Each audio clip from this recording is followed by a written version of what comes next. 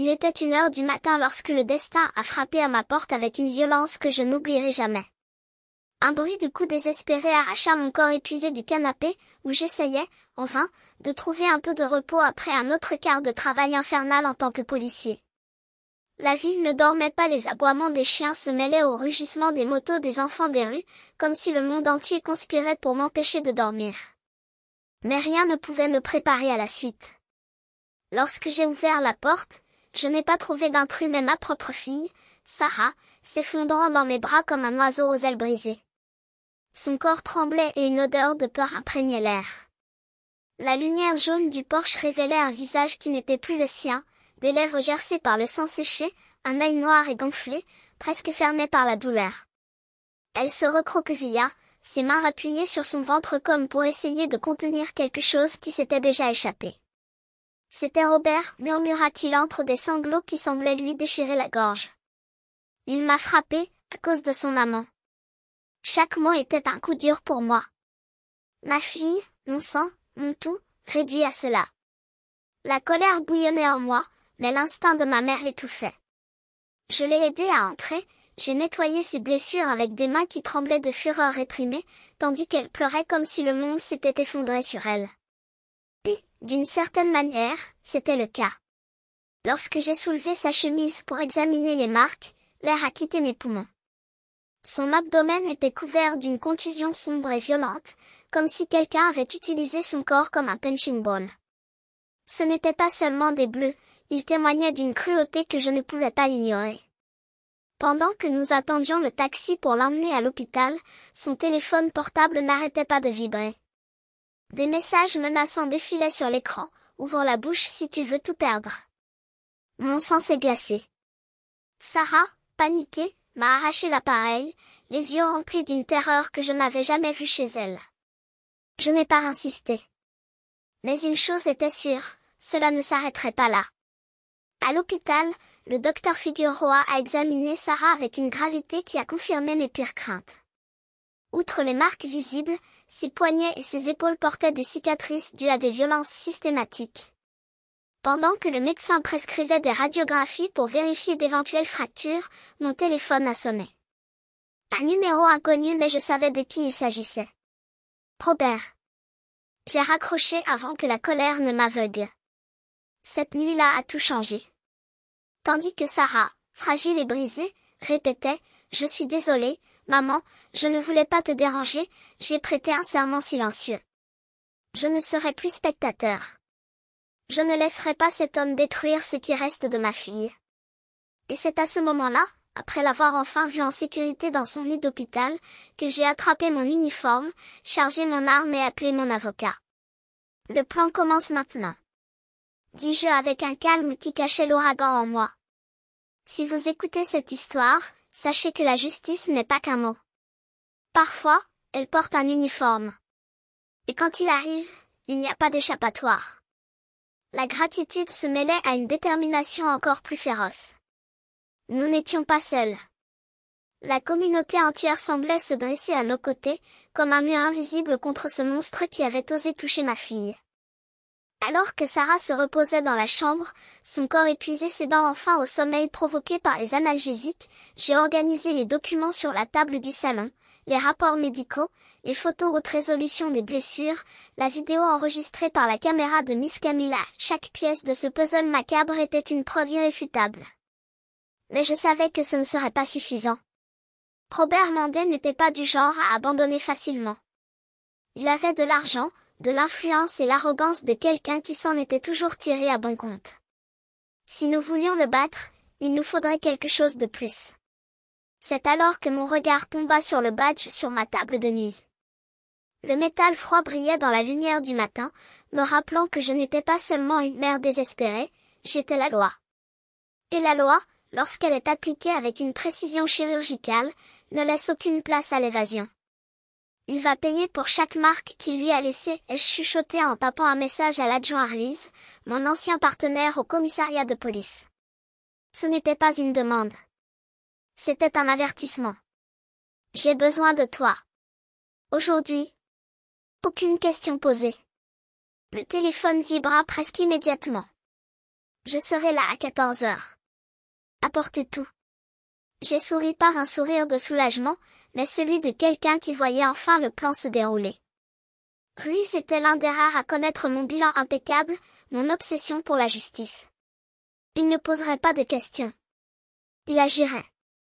Lorsque l'horloge sonna midi, Sarah se réveilla avec un gémissement étouffé. Son visage, toujours enflé, se tordit de douleur alors qu'il essayait de bouger. J'étais à ses côtés en une seconde, ajustant les oreillers d'une main ferme. Maman, sa voix était rauque, brisée. Et s'il venait ici? Je n'ai pas répondu avec des mots. Au lieu de cela, j'ai ouvert le tiroir de la table de nuit et placé mon arme de service sur le lit, à sa portée. Ses yeux s'écarquillèrent. C'est pour que tu te sentes en sécurité, dis-je doucement, mais avec une fermeté qui ne laissait aucun doute. Mais il ne s'approchera pas de toi. Je jure. Elle toucha l'étui avec des doigts tremblants, comme si son poids la rattachait à la réalité. À ta force. Est-ce que, tu vas l'arrêter? A-t-il demandé, et pour la première fois depuis que tout s'est passé, j'ai vu une lueur d'espoir dans ses yeux. Non, ma fille. J'ai ajusté la ceinture de mon uniforme, les boutons scintillant dans la lumière. Je vais le détruire. Et quand l'adjoint Ruiz est arrivé, avec son costume froissé et son regard aigu de quelqu'un qui en a déjà trop vu, nous n'avons pas échangé de complicité. Juste une poignée de main et un signe de la main à la mallette que je tenais contre ma poitrine. Nous avons du travail à faire, a-t-il déclaré. Et nous allons le faire correctement, ai-je ajouté. Parce que certaines batailles ne se gagnent pas avec des larmes ou des supplications. Elles se gagnent avec de la stratégie, avec des preuves indéniables et avec le sang-froid de ceux qui savent que, cette fois, la justice ne sera pas aveugle. Ce sera implacable. Sa poitrine brûlait d'une force qui n'était pas seulement de la colère, c'était un but. Dans l'après-midi, alors que Sarah essayait de se reposer, les cauchemars l'ont tirée de son sommeil avec des chocs qui ont déchiré mon âme. Je m'assis à côté d'elle, ma main sur la sienne, essayant de la calmer avec des mots qui semblaient trop fragiles pour ce qu'elle avait vécu. Mais elle se contentait de babiller, les yeux écarquillés de terreur, comme si le fantôme de Robert planait toujours au-dessus du lit. C'est alors que j'ai entendu le nom. Denise. Poussé dans la bouche de Sarah comme un poison alors que Robert l'humiliait une fois de plus.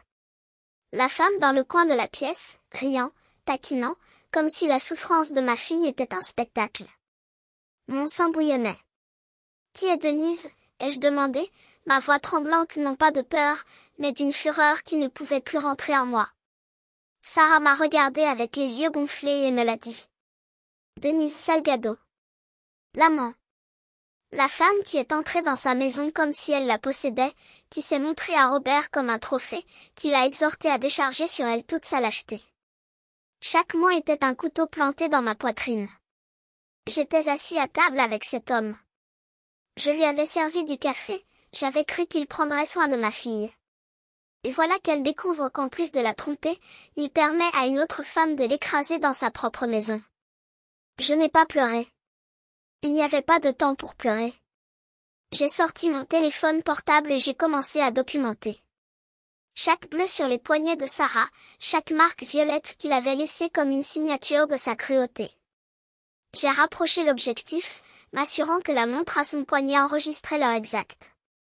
Chaque clic était un coup de massue porté à la structure que je construisais non seulement pour prouver ce qu'il avait fait, mais pour s'assurer qu'il ne s'échapperait pas. Ces dossiers n'étaient pas que des preuves. C'étaient des promesses. Dans l'après-midi, je suis entrée dans le bureau de James avec une mallette noire qui pesait plus que n'importe quel fardeau que j'avais jamais porté. Il l'a ouvert et a tout étalé sur la table, les photos des agressions, le rapport médical, la clé USB avec la vidéo que Madame Camilla avait enregistrée. Ses doigts parcoururent les documents avant de me regarder, sa voix aussi ferme que l'acier. C'est une base solide. Il ne lui reste plus qu'à prouver l'adultère public, et il n'aura nulle part où s'enfuir. J'ai serré fermement la sangle du sac. Elle n'était plus seulement une mère désolée. Elle était policière.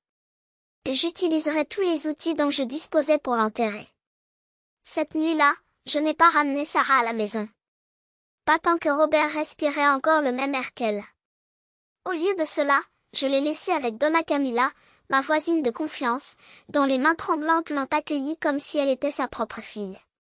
Prends bien soin d'elle, lui ai-je demandé, et elle a hoché la tête, les yeux remplis d'une compréhension qui n'avait pas besoin de mots. Je suis revenue seule, le poids de mon uniforme échangé contre une veste et un jean usé. Je ne voulais pas être reconnue. Non pas comme une autorité, mais comme une ombre. Un témoin silencieux. J'ai sorti l'appareil photo numérique du tiroir, vérifié la batterie, la carte mémoire. Chaque mouvement était calculé. Chaque détail, essentiel. Quand j'ai démarré le moteur de ma vieille voiture, les roues craquant sur l'asphalte, j'ai su que je ne m'en prenais pas seulement à un homme. J'entrais dans une guerre. Et cette fois, il n'y aurait pas de répit. Je me suis garée dans une ruelle sombre près du bar d'Oarco, l'endroit que Sarah m'avait décrit d'une voix brisée. Les néons de l'établissement peignaient la rue d'une teinte rouge sale, comme si l'air lui-même était taché. Je me suis abaissée sur le banc, l'appareil photo à la main, ma respiration contrôlée. 8 heures du soir. L'horloge sur le tableau de bord indiquait l'heure exacte à laquelle la voiture argentée de Robert était apparue, ses phares balayant la rue comme des projecteurs de scène. Mon cœur s'emballa, mais ma main resta stable. J'ai attendu. Et puis elle est apparue. Robe rouge moulante, rouge à lèvres foncées, cigarette entre les doigts. Denise Salgado marchait comme si le monde lui appartenait, comme si chacun de ses pas était une provocation. Je l'ai reconnue instantanément. La femme qui s'était moquée de la souffrance de ma fille. La femme contre laquelle Robert avait échangé la dignité de Sarah. Il a coupé le moteur, est sorti, lui a ouvert la portière avec une intimité qui m'a fait serrer les dents. Son bras autour de sa taille, ses lèvres murmurant quelque chose que je n'avais pas besoin d'entendre pour savoir que c'était une trahison. Cliquez. Cliquez. Cliquez. Chaque photo était un coup de couteau, mais aussi un clou dans le cercueil que je lui construisais.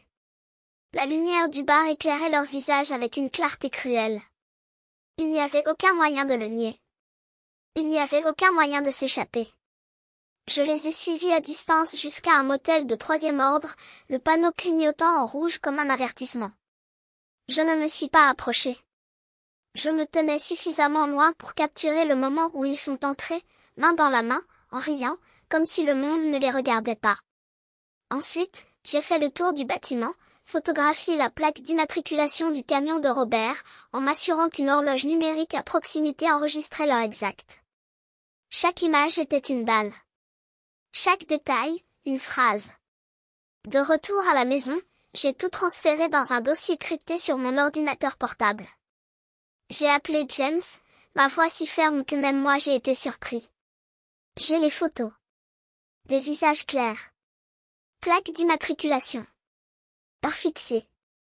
De l'autre côté, un silence pesant, suivi d'une détermination qui faisait écho à la mienne. Excellent, Elisabeth.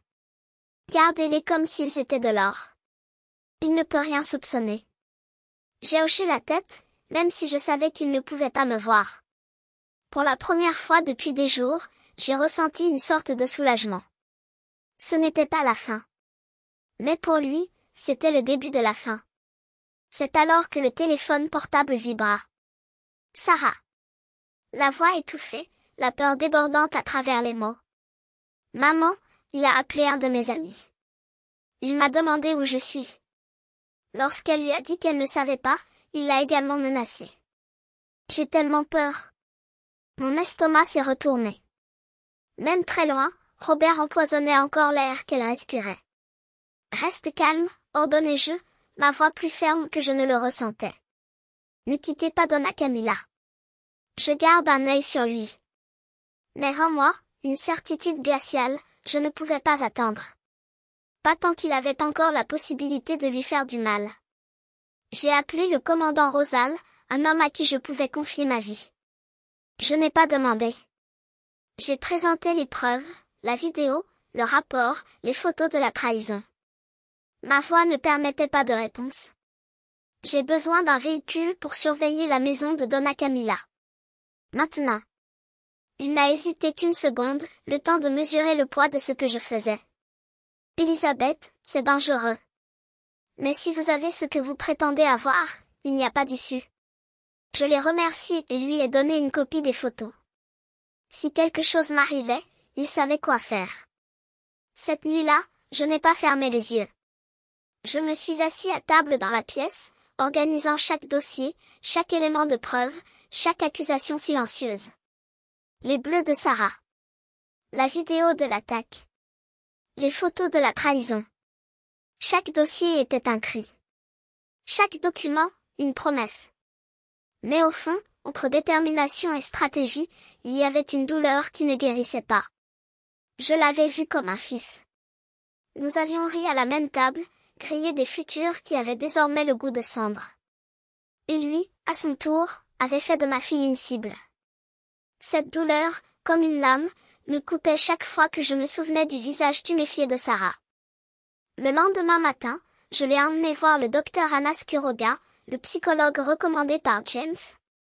Sarah marchait lentement, les épaules voûtées comme si elle portait un poids invisible. Voir ma fille ainsi brisée, hantée était comme avaler un verre.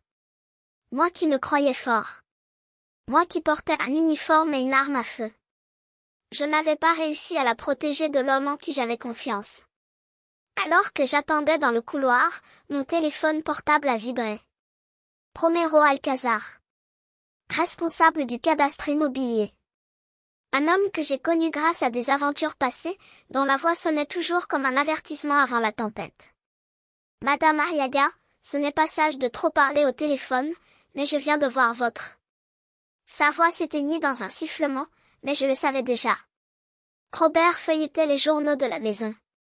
Et ça a tout changé. Mon nom et celui de ma fille sont inscrits sur un transfert de terrain. Quelque chose d'étrange. Si vous avez le temps, il vaudrait mieux passer par ici. La voix de Romero traversa l'air comme une lame, mais c'est le silence qui suivit qui me glaça jusqu'aux os. Il n'y avait aucun doute, Robert s'amusait là où il n'aurait pas dû. Et cette fois, il ne s'agissait pas seulement de la vie de Sarah. J'ai fermé le téléphone avec un clic sec. Anaïs me regardait avec inquiétude, mais j'étais déjà debout, la chaise grinçant contre le sol. Nous n'avions rien signé. Ni moi ni Sarah. Mais quelque chose en moi le savait déjà, il était allé trop loin. Je reviendrai chercher Sarah plus tard, dit-il, sans expliquer. L'air était lourd alors que je me dirigeais vers le bureau d'enregistrement, mes mains agrippant le volant comme si je pouvais écraser la colère qui montait en moi. Romero m'attendait à la porte, le visage fermé, les yeux sombres comme un présage. Sans un mot, il m'a emmené dans son bureau et a ouvert un dossier sur le bureau. Il y a quelque chose qui ne va vraiment pas ici, murmura-t-il en passant ses doigts sur les papiers. Ce terrain a été cédé à une certaine Denise Salgado la semaine dernière. Comme tu ne m'as pas appelé pour confirmer, j'ai trouvé ça étrange. Le monde s'est arrêté. Mon sang s'est transformé en glace dans mes veines. Ce n'est pas possible, haltai-je, ma voix se brisant comme du verre. Sarah et moi n'avons jamais rien signé. Romero secoua lentement la tête, comme s'il portait le poids de la trahison dans ses mains. Puis il a tendu les documents. Les signatures étaient la tremblante, fausse, une imitation grotesque des nôtres. Une fraude flagrante. Qui a remis ces papiers? Ai-je demandé, mes doigts picotant déjà de fureur. La réponse de Romero fut un murmure rempli de venin. Votre gendre. Il a dit que tu lui avais demandé de s'en occuper, que tu étais occupé. Quelque chose en moi s'est brisé. Robert n'avait pas seulement frappé Sarah. Il ne l'avait pas seulement trahi. Il avait osé falsifier nos signatures pour voler le seul bout de terre qui restait à mon père, la sueur, l'héritage, la mémoire que ma famille avait cultivée depuis des générations. Le pays où Sarah jouait lorsqu'elle était enfant, où mon père a enterré ses espoirs. J'ai pris une profonde inspiration, essayant de ne pas laisser la colère m'aveugler. J'ai besoin d'une copie de ces documents, ai-je demandé, ma voix ferme malgré le tremblement de mes mains. Romero soupira, ses yeux parcourant le bureau comme s'il craignait que les murs n'aient des oreilles. Quelqu'un ici a dû l'aider avec la paperasse, a-t-il avoué en baissant encore plus la voix. Elisabeth, c'est dangereux. Ne leur dis pas que je t'ai prévenu. J'ai hoché la tête, rangeant les papiers comme s'il s'agissait de grenades. Je les remercie et lui ai promis le silence. Mais en m'éloignant, j'ai senti le sol trembler sous mes pieds. Robert n'était pas seulement un homme violent. C'était un prédateur. Et les prédateurs ne reculent pas, ils attaquent. Dans l'après-midi, j'ai récupéré Sarah après sa thérapie. Son visage portait encore les marques de l'épuisement, mais il y avait quelque chose de nouveau dans ses yeux, non plus la panique d'avant, mais une flamme faible et tenace, comme si une partie d'elle savait déjà que la bataille ne faisait que commencer. Je l'ai emmené directement au bureau de l'avocat James. Sans détour, j'ai posé la copie des faux documents sur la table. Il les examinait, ses doigts tapant sur le bois comme une horloge qui compte les heures d'un condamné. C'est sa phrase, déclara-t-il d'une voix aiguë. Nous avons maintenant la preuve de la fraude. Il n'y a pas d'échappatoire. Sarah, à côté de moi, écoutait en silence. Mais quand ses yeux rencontrèrent les miens, ils brillèrent d'une lueur humide, non pas de peur, mais d'une douleur qui se transforma en quelque chose de plus dangereux, la détermination. Il a contrefait nos signatures, maman, sa voix tremblait, mais pas de faiblesse. Il a volé la terre de grand-père. Je lui serrai la main, essayant de lui transmettre une force que je ressentais à peine moi-même. Parce que la vérité était que cette terre n'était pas qu'un simple bout de terrain. C'était le dernier souffle de mon père, c'était l'enfance de Sarah, c'était tout ce qui nous restait d'une vie que Robert avait impitoyablement piétinée. Cette nuit-là, j'ai rencontré le commandant Rosal. Je lui ai donné une copie des faux papiers. Il les feuilleta, son regard sérieux comme une pierre tombale. « Vos preuves sont solides, a-t-il déclaré. Il ne s'échappera pas. » Je l'ai remercié, mais le poids dans ma poitrine ne s'est pas atténué. De retour à la maison, j'ai enfermé les documents dans le coffre-fort de ma chambre.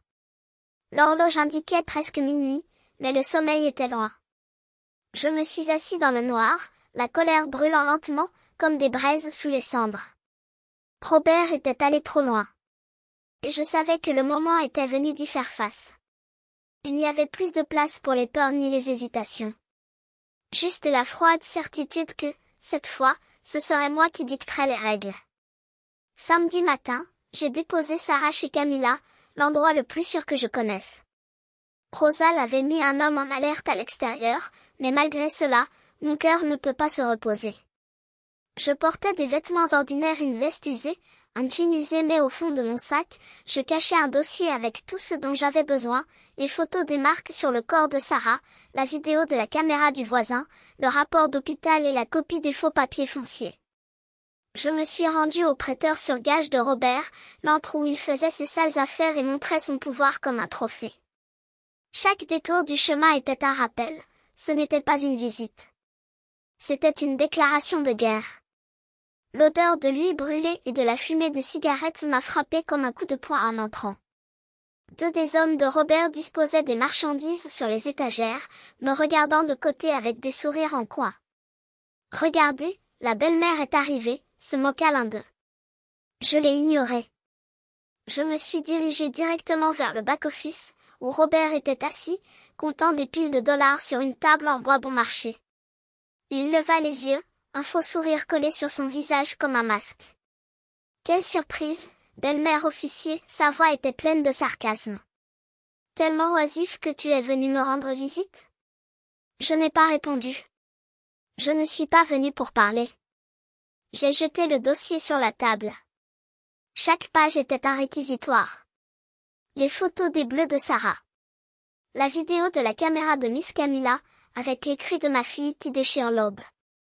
Le rapport médical, détaillant chaque blessure. Et enfin, la copie des faux papiers, avec nos fausses signatures.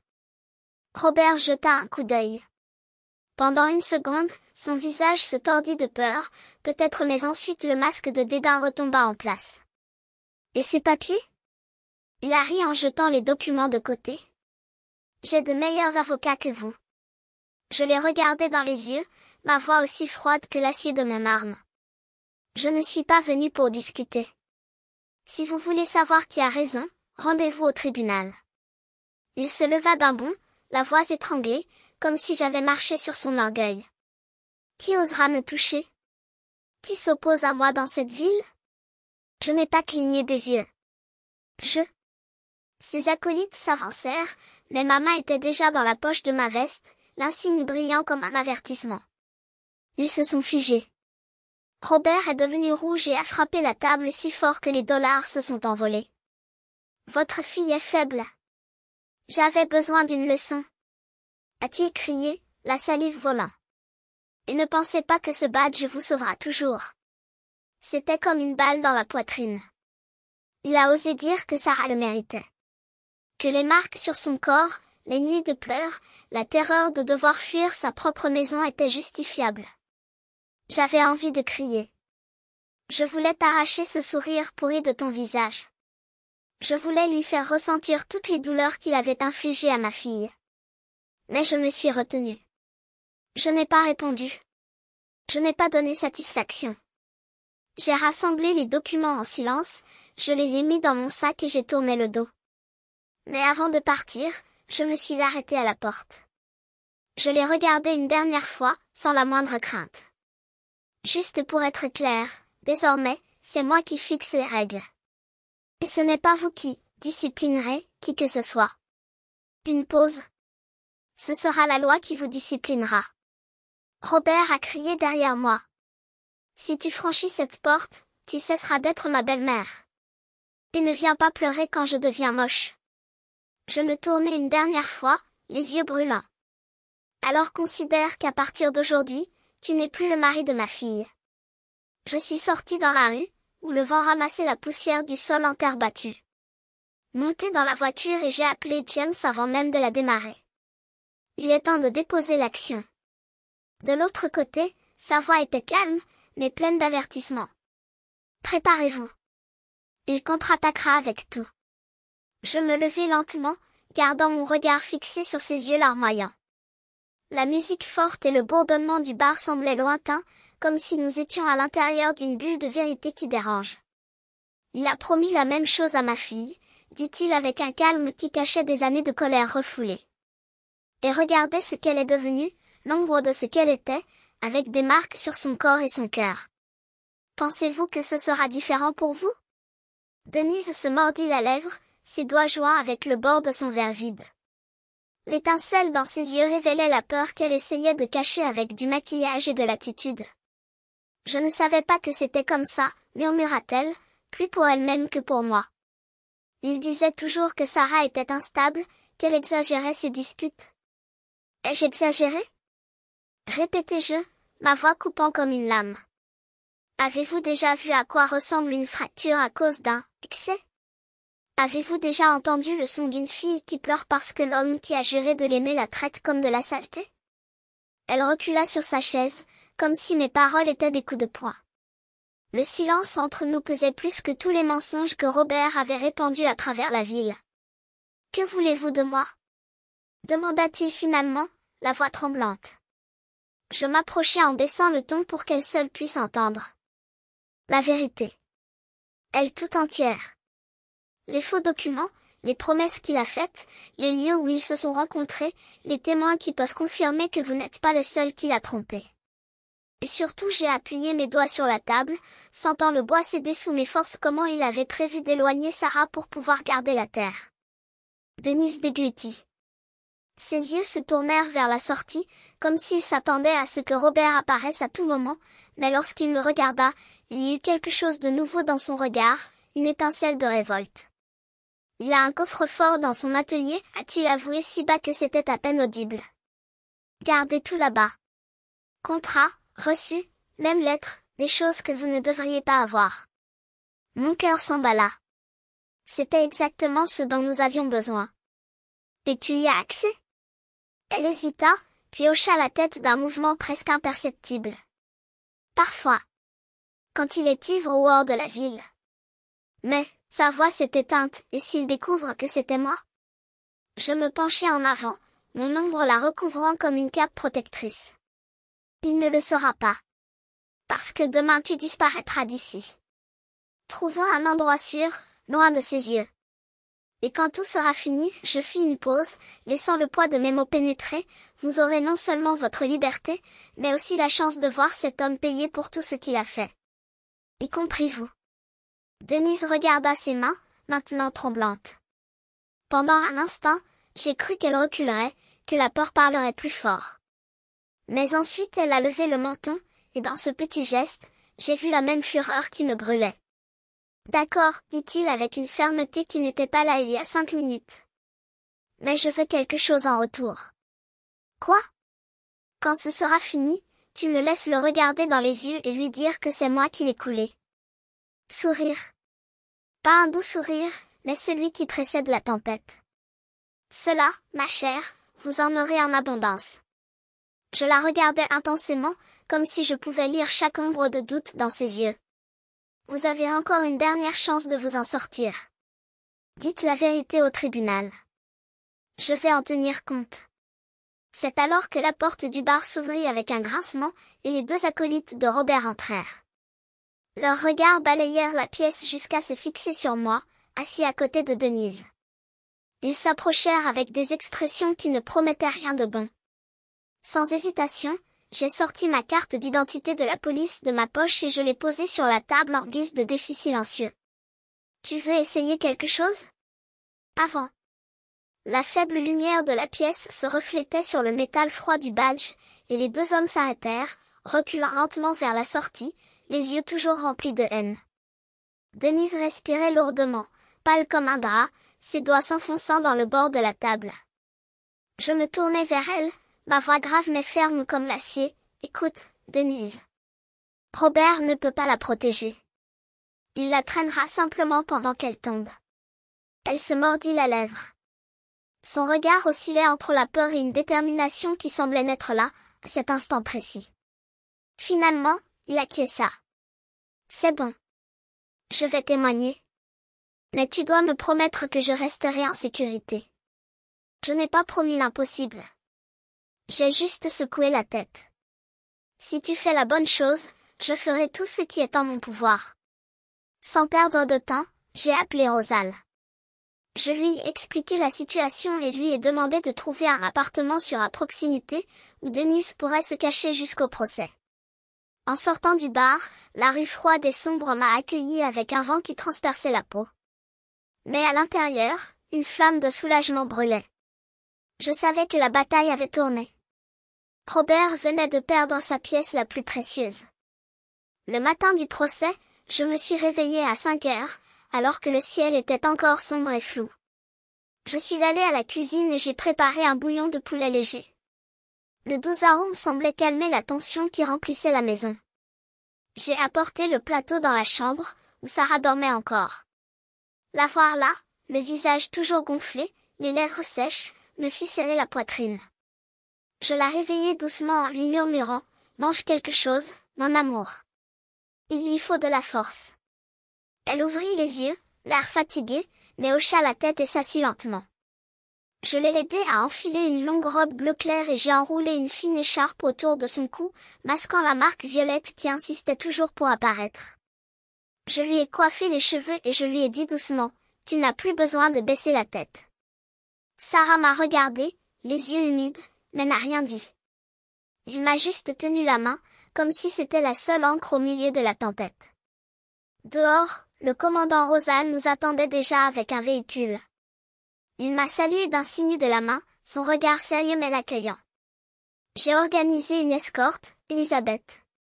Aujourd'hui, tout ira bien. Je les remercie, sentant un peu le poids se soulager de mes épaules sachant que je n'étais pas seule. Sur le chemin du forum, j'ai vu la place pleine de monde qui murmurait. Certains nous regardaient avec curiosité, d'autres hochaient légèrement la tête, comme pour nous soutenir, mais il y avait aussi ceux qui secouaient la tête, méfiants. Les rumeurs que Robert avait répandues flottaient encore dans l'air, et je savais que la bataille de ce jour-là n'était pas seulement contre lui, mais pour retrouver la vérité. En arrivant à l'entrée du forum, j'ai aperçu Robert. Il était là, impeccable dans son costume, le visage rouge, le regard aiguisé comme une lame. À côté de lui, Valdivia, son avocat, semblait calme, mais je connaissais ce genre de calme, c'était celui de quelqu'un qui se sait sur mon terrain. Denise était loin d'eux, les bras croisés, le regard lointain. En la voyant, je me suis souvenu de cette nuit au bar, où je l'avais convaincue de changer de camp, et une étincelle d'espoir s'est allumée en moi. Mais je savais que cette journée ne serait pas facile. J'ai tenu la main de Sarah et je l'ai conduite dans la salle d'audience. L'endroit était bondé. Les bancs en bois craquaient à mesure que les gens s'installaient. J'ai vu Madame Camilla en arrière-plan, qui me regardait avec un signe d'encouragement, comme pour dire qu'elle serait toujours là, pour nous soutenir. Le juge Arturo Cervantes est entré et tout le monde s'est levé. L'air était épais, chargé.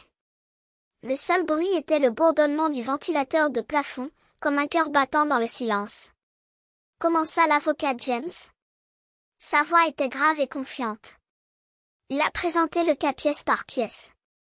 Les photos des blessures de Sarah, le docteur Figuera détaillant chaque blessure, la vidéo de la caméra de Donna Camilla qui a enregistré les sanglots de Sarah aux petites heures du matin, la copie des faux documents fonciers, remise par Romero Alcazar.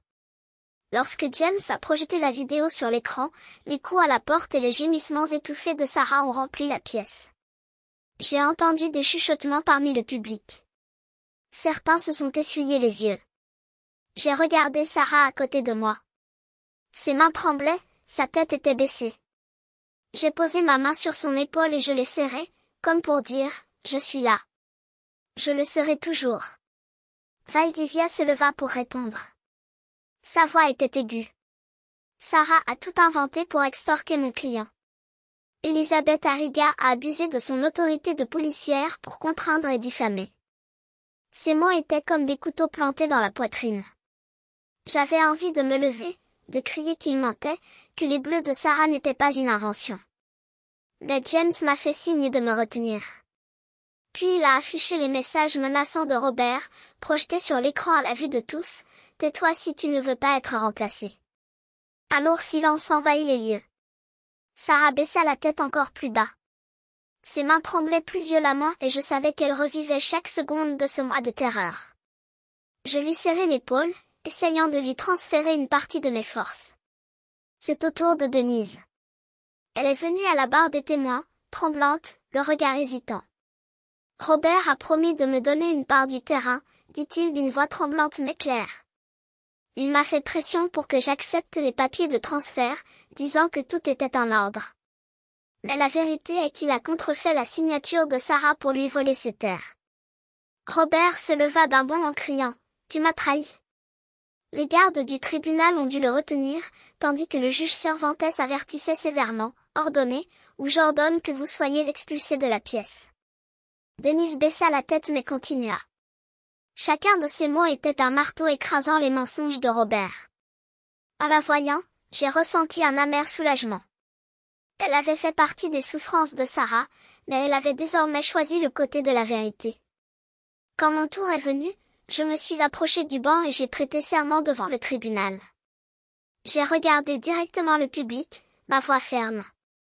Je suis policière, mais aujourd'hui je suis ici en tant que mère. Je ne permettrai à personne, pas même à mon gendre, de détruire ma fille et de bafouer la loi. J'ai pointé Robert du doigt, sans la moindre trace de peur dans mes yeux. Cet homme n'est pas un mari. Pas un père. C'est juste un tyran et un menteur. Un murmure parcourut la pièce. Certains de ceux qui avaient cru Robert échangèrent des regards confus. J'ai vu le regard de Donna Camilla. Elle hocha la tête, comme pour dire, « Tu as fait ce qui était bien. » Finalement, le juge Cervantes s'est levé pour lire la sentence. Sa voix était grave et claire, mais je n'ai pas entendu chaque mot. J'ai seulement appris qu'il avait ordonné une mesure de protection pour Sarah, bloqué tous les biens de Robert, annulé le transfert de terrain et renvoyé l'affaire au ministère public pour enquêter sur les délits d'usure et de violence domestique.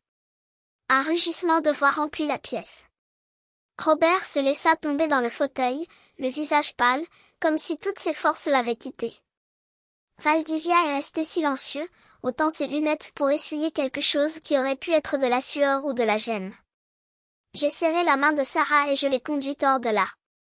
Le soleil de midi tapait sur les marches du palais de justice, au milieu des murmures de la foule, j'entendais des phrases entrecoupées, Elisabeth a gagné.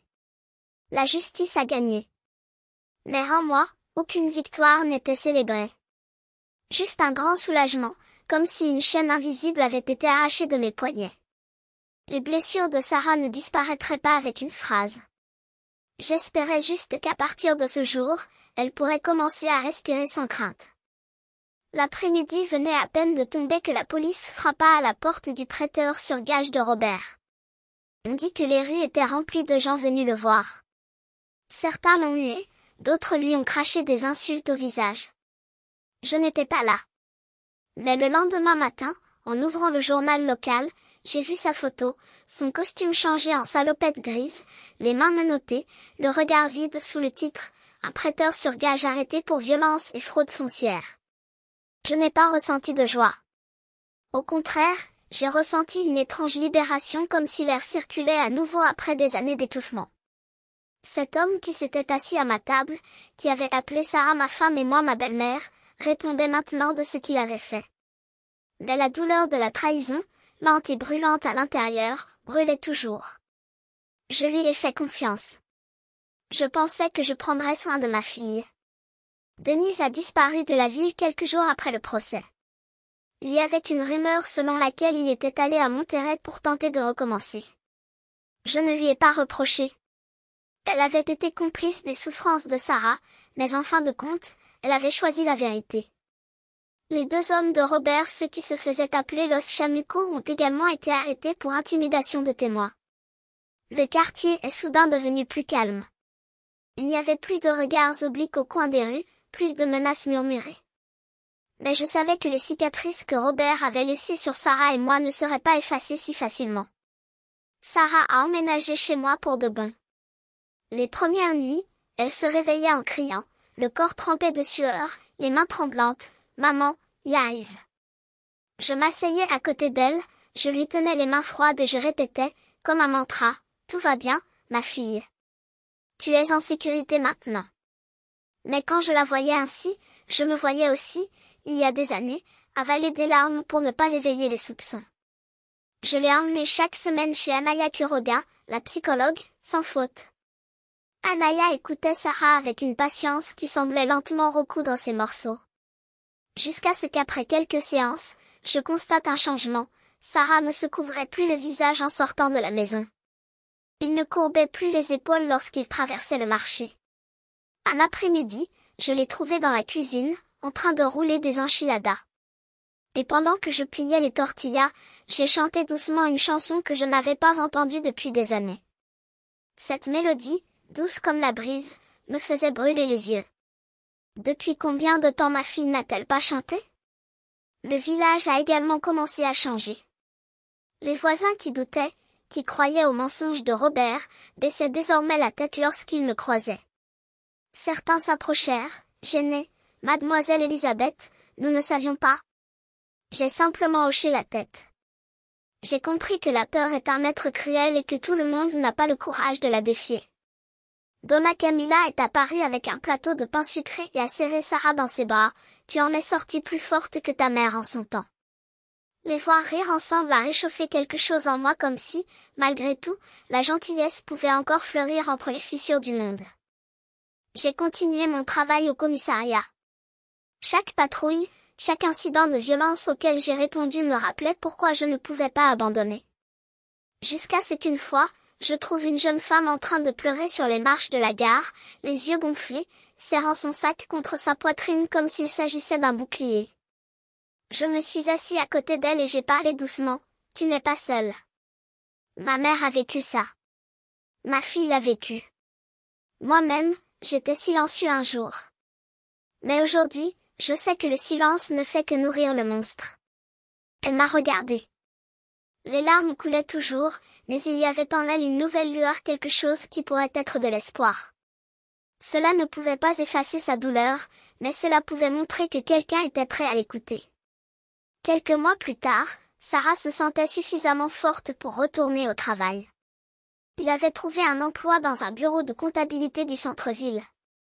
Ce soir-là, il arriva tard à la maison, la porte s'ouvrant sur un sourire qui illumina la pièce. « Maman, j'ai eu le poste. » Je me suis levée et je l'ai serré dans mes bras, de toute la force que j'avais, et nous avons pleuré ensemble. Ce n'étaient pas des larmes de douleur. Ils étaient du soulagement, d'une liberté qui, pendant longtemps, semblait impossible. Voir Sarah là, souriante comme le soleil qui se lève après la tempête, m'a rappelé la petite fille qui courait après moi dans la cour en criant « Maman, regarde-moi ».